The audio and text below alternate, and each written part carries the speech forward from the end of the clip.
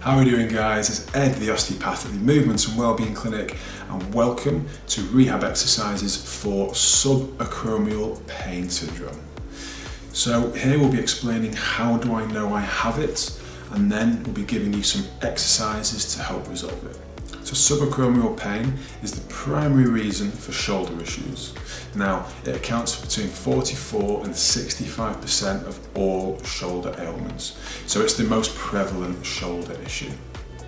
Now, there are 4 stages to this, and the stages are linked with your age and how long you've had the issue for.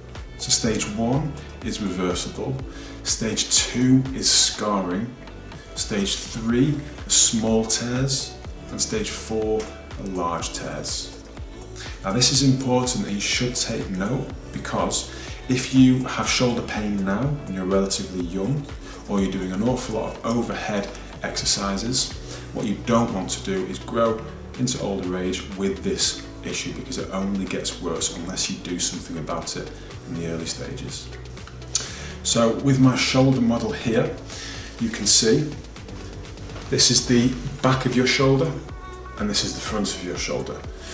Just here, which is near your trapezius muscle on your shoulder, that gets impinged through tissue going underneath here, and just at the top of the acromion, which is the pointy bit there, that starts to calcify the tendon through constant compression and irritation, causing your pain every time you lift your arm up. So that leads us on to how do you know you have it. So typically it presents with pain on the shoulder tip there. It's usually come on for no particular reason, there wasn't any incident that happened, and you can reproduce the pain by lifting, so doing lifting exercises of the shoulder and also lying on that side. And finally, there shouldn't be any strength or range of motion changes. Yes, it will be painful, but it won't stop you from moving all around. So we're going to go on to the exercises now. Now, there are 3 stages, each stage consisting of 2 weeks worth of exercise. As always, do exercises on both sides, that's very important, and if the pain goes over 40%, that's when you know when to stop. Best of luck. Okay, so the first exercise we're going through are called porn stars, which might sound very inappropriately named, but that's what they're called. So, we want to get a weight that again is relative to your strength, and we want to put the elbow around 90-degree bend here, and again 90-degree at the shoulder, and we're going to come all the way down and come up again, making sure that the shoulder doesn't lean forwards and your centre of gravity is appropriate.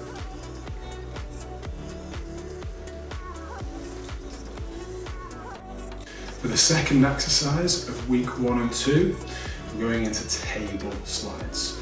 So table slides, we want to find a nice comfortable position, bringing the hand all the way forwards and back.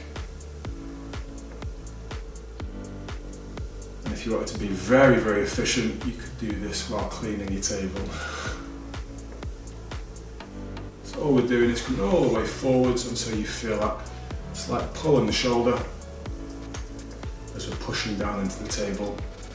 It slides forwards and backwards.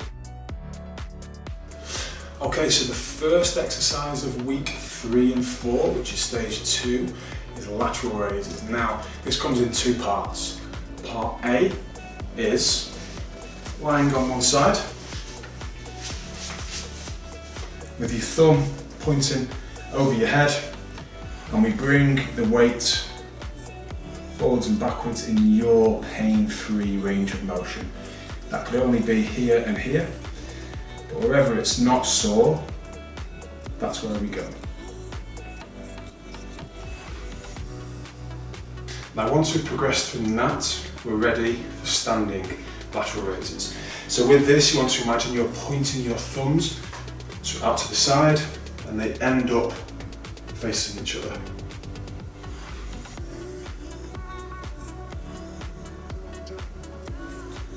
Again, finding your pain-free range of motion. Okay, so stage 2 weeks 3 and 4, we're going to introduce the Pallof press. This is a single arm version. Because we want to enable you to do these exercises at home, we're going to use a band. We're going to hold one side of the band by tucking the elbow in, creating a bit of tension as we bring the other arm forwards. Almost as if you're punching forwards, but of course you have the resistance to this side and you have the resistance of gravity with the weight. Keeping this elbow tucked in.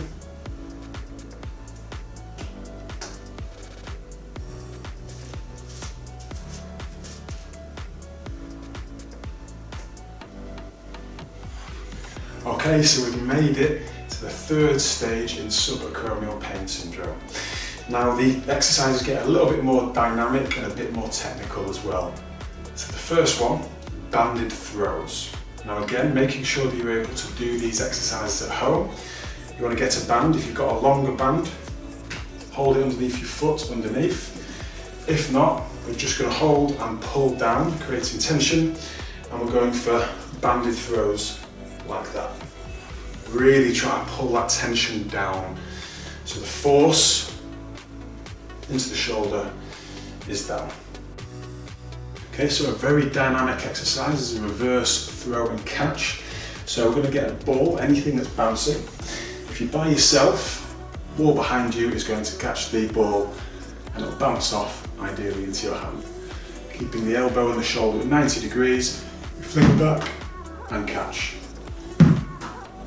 So with that exercise, we're increasing your proprioception, which is your balance response within the joint, and also adding dynamic stability. Now finally, for stage 3, weeks 5 and 6, we're going into weighted punches. This is especially effective for patients who box or do throwing movements regularly in sport. So we get a weight, again we load this progressively, straight arm, and we release and catch. Again, you want to add weight to this, making sure that if you do lose it, it doesn't damage anything on the floor. So that is your 6-week subacromial pain syndrome exercise plan. If you do have any questions going forwards, or indeed the exercises were too hard or not hard enough, or they don't work, just let us know and we can help you out further. Thanks and best of luck.